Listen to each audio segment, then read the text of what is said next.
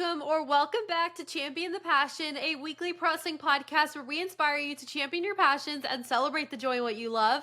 I'm your host. My name is Victoria Daisy, and today we're going to be recapping everything that happened last night on AEW Dynamite. But before we dive deeper, don't forget to leave a 5-star review. Follow me at It's Victoria Daisy across all social platforms, and follow Champion the Passion across all streaming platforms. Now, last night was like a special edition of Dynamite called Fyter Fest. Next week is Summer Blockbuster. They do kind of these, if you guys watch NXT, they used to do like Great American Bash, Halloween Havoc. Now they make those actual PLEs, but before it just used to be like a special edition of like NXT on a Tuesday. So that's kind of the vibe here. It's not a full pay-per-view, but it's just like a special edition show, which I love. And last night was a special 4-hour show. Now, I will give a quick disclaimer. I will not be covering the entire show today because I was watching on my YouTube TV, and for some reason, it decided to cut off at the 2-hour mark. So the last match I saw was the Kenny Omega match, and I was so frustrated about it. I don't know how I can watch the other 2 hours. I'm going to have to see if I have HBO Max. I don't even know if I do. I don't know. I'm going to have to figure it out. I do know one thing that happened in that second half of the show that we will talk about at the end. But today we're going to be talking about Fyter Fest, and I am so excited. Also, one quick last little note before we get into Fyter Fest. If you guys are watching the video version of this, you see my background, right? I have all the things that I love. Like I have some title belts, action figures, New York Giants, Taylor Swift, Disney stuff. Like there's just stuff everywhere. And I want to add more AEW to my display somehow, but I don't exactly know what I should put. I have a couple AEW action figures, so I probably could put those somewhere around here. At some point, I would love to buy the TBS Championship, because that's my favorite AEW championship. I freaking love the TBS championship. So at some point I'll buy that. But until that happens, give me some suggestions, some ideas on how I can AEW Spiceify. What? AEW-ify. I don't know why I said spice. I meant spice things up, and then I said Spiceify, and that's not what I meant. I meant AEW-ify my display, whatever. Anyways, I'm already talking for too long. Let's get into Fyter Fest. So the opening segment was with Will Osprey. Now, I am obsessed with what's going on with him and Swerve and Hangman and Moxley and the Death Riders and just like everybody. I'm just loving this storyline, okay? So Will has been trying to get Swerve to work with him and Hangman, but he keeps refusing. Osprey said that he regrets the way that he went about it last week and said, quote, "I never want to fight with Swerve. He's my friend of 12 years. And even though he knows that they hate each other, Hangman and Swerve, he still believes that the bigger enemy here is Jon Moxley. Obviously, it's easier when there's a situation like this, it's obviously easier to be Will Ospreay and say, oh, well, the bigger enemy is Jon Moxley, and it's going to be like totally easy for you guys to just make up for the night and be cool. But like to their defense, they're like, hell no, I hate your guts. That's pretty much the recap from that. So he thinks that they should work together for one night, retrieve the belt, and then they can kill each other, which, you know, I'm on Osprey's team. I think that that's totally reasonable, right? I'm kidding. Osprey then got heated because he said that the only reason AEW sucks is because Jon Moxley is the champion. And if it wasn't for Osprey, and then he named a couple people in the back, then this company would have the momentum that it does. And I couldn't agree more. Now, do I agree with AEW sucks? Absolutely not. But obviously in his distorted mind, you know, it sucks because Mox is champ. He then said if Swerve became champion, then he's got to be the one to stop him. After he said that he loves Swerve and he would take a bullet for him in a heartbeat. But first, he would take a bullet for AEW. And then he challenged Swerve to a match next week at Summer Blockbuster, which already got announced. I freaking cannot wait for that match.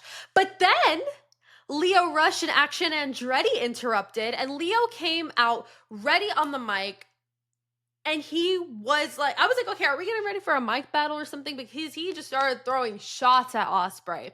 And he said, quote, "One thing I know about Brits is that they like to talk just like you." And I was like, oh shoot.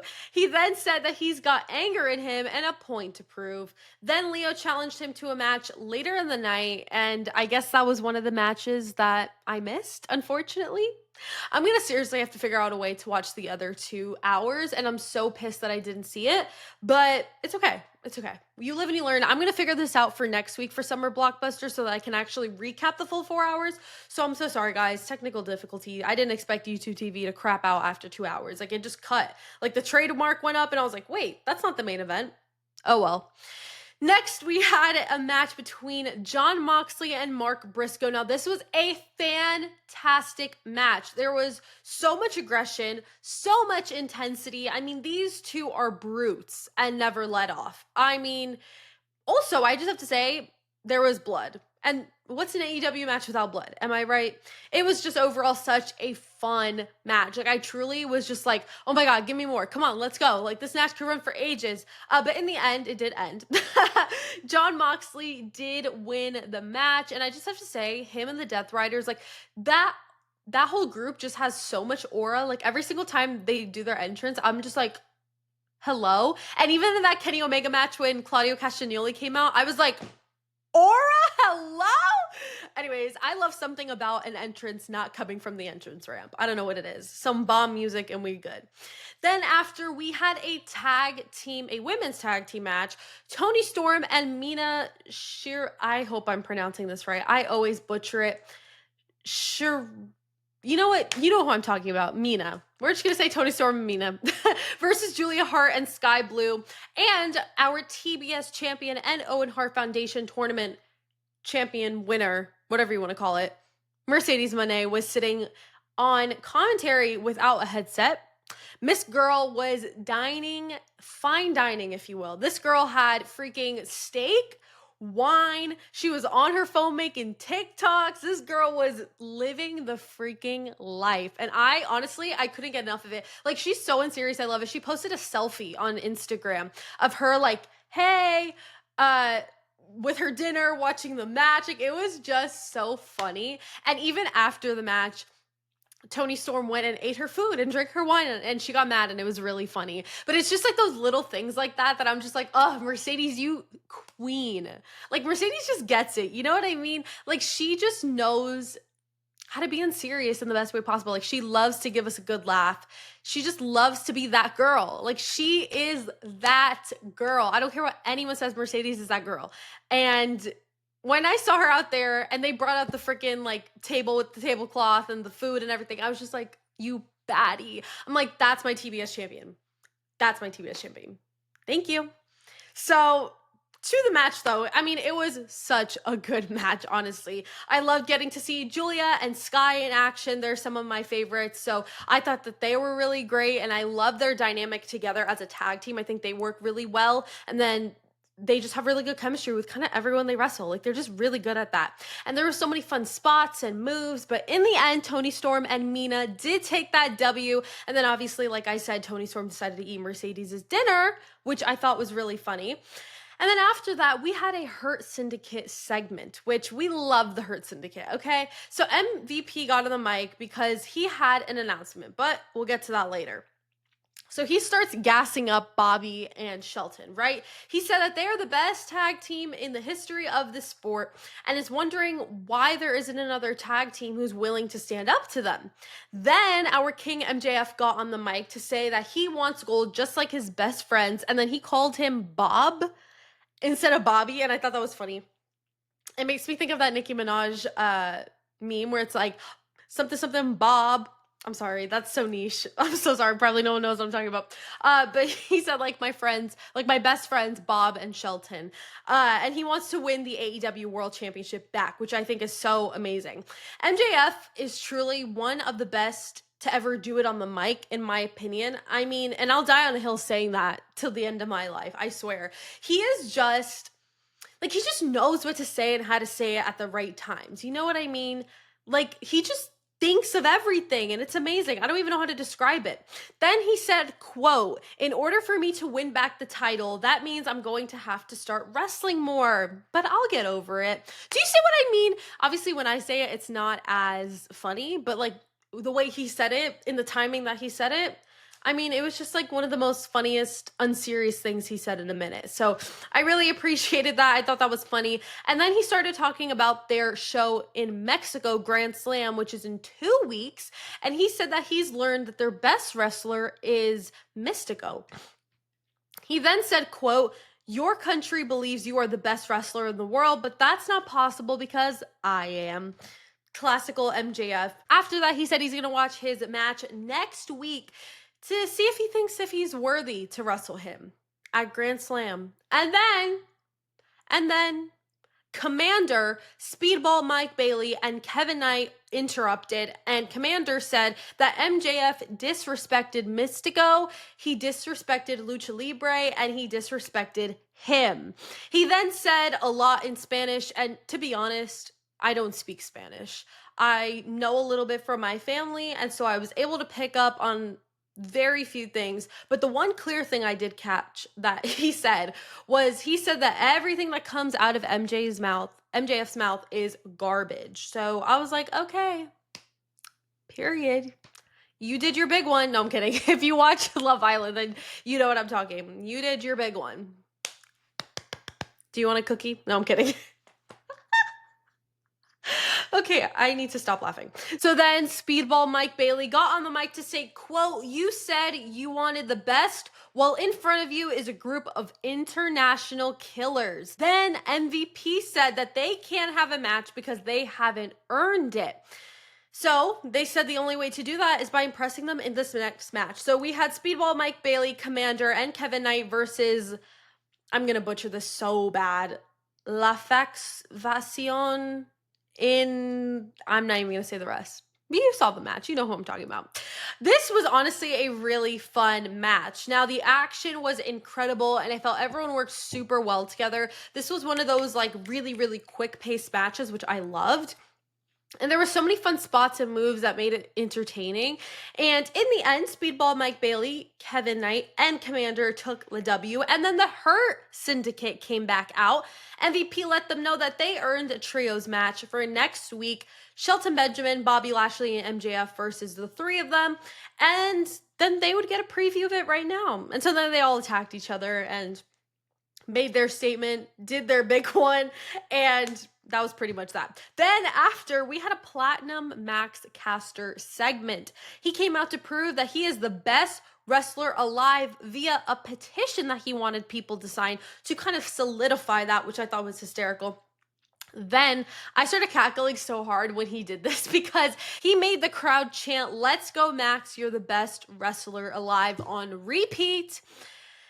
And then he issued a 5-minute open challenge to whoever wanted to come out. And then Powerhouse Hobbs answered the call. Their match was a complete beatdown for Max Caster. I mean, Hobbs absolutely dominated. And then the match ended. Hobbs won with 4:11 remaining on the clock. And even though it was a squash match, it was still fun and funny. I really enjoyed it. And then on to the last match of the first half of Fyter Fest. Again, I'm so sorry that I am not recapping the second half. I don't know why my YouTube TV stopped it at 2 hours. I don't know if it's what is that, TBS that they're on Wednesdays? But I don't know. I'm going to have to figure it out how I can watch the second half. Once again, all of my apologies. But the last match we're going to be covering is a fatal 4-way match for the AEW International Championship. Kenny Omega defending against Brody King, Mascara Dorada, I hope I'm saying that right, and Claudio Castagnoli. Now, this was a chaotic match, but I was very here for it. I love seeing all the dynamics between each person, and this match really worked the crowd, in my opinion. I mean, they knew exactly when to turn it up and when to turn it down. It was, I don't know, it was just a masterclass, in my opinion. It was so good. But in the end, Kenny Omega won and retained his title. And the one thing I wanted to talk about that I did see on Twitter, and I just made a video about it on social media earlier, that I did see from the second half is that Tay Melo returned, and I was so excited about this. I love Tay Melo so much. So basically, what happened is that Megan Bayne and Penelope Ford found Anna Jay and decided to torment her. They brought her outside onto the entrance ramp and was about to completely flip her off the stage. And then her long old bestie, Tay Melo, came for the save and made her grand return after a couple years of being gone, I think, right? I believe so. And she came and helped her. And now next week at Summer Blockbuster, we have Megan Bayne and Penelope Ford versus Tay J. Could not be more excited about this match next week. So excited to watch it and cover it. But let's head over into my overall thoughts. From what I was able to see, I thought it was a really good first half of Fyter Fest. My match of the night was hands down the Fatal 4-Way for the AEW International Championship. I just loved how action-packed it was and how high the intensity was at times. My segment of the night, hands down, was the Will Osprey segment. I love the storytelling going on right now with this storyline, and I'm very excited to see his match next week against Swerve Strickland. Overall, once again, from the first half, at least of what I saw, I would give it a 7.5 out of 10. And don't forget to watch AEW Dynamite Summer Blockbuster, also another 4-hour special next week. I seriously cannot wait. I've been loving AEW so much. They just make my heart so warm. They just freaking eat it up every time. They never miss. Always a banger. Also, I just wanted to give a quick PSA, a little announcement. I was planning to do a Money in the Bank predictions video tomorrow, but I am actually scrapping that because I was a guest on a podcast and we did Money in the Bank predictions. So go follow me on social media because I will be announcing that tomorrow. I'm not going to say which podcast, but it's very exciting. We talked about all of our predictions, thoughts, and opinions on what could happen. So I will post those links on my Instagram and TikTok tomorrow. So make sure you are following me to stay up to date with that. Once again, I will not have my own predictions video, but if you want to hear my predictions, definitely go over to that podcast, the mystery podcast. It will be revealed tomorrow and I cannot wait. But thank you guys so much for watching and listening to this episode of Champion the Passion. Don't forget to leave a 5-star review if you enjoyed. Follow me at It's Victoria Daisy across all social platforms and follow Champion the Passion across all streaming platforms. Don't forget to champion your passions and celebrate the joy of what you love. And I'll see you guys in the next episode. Bye.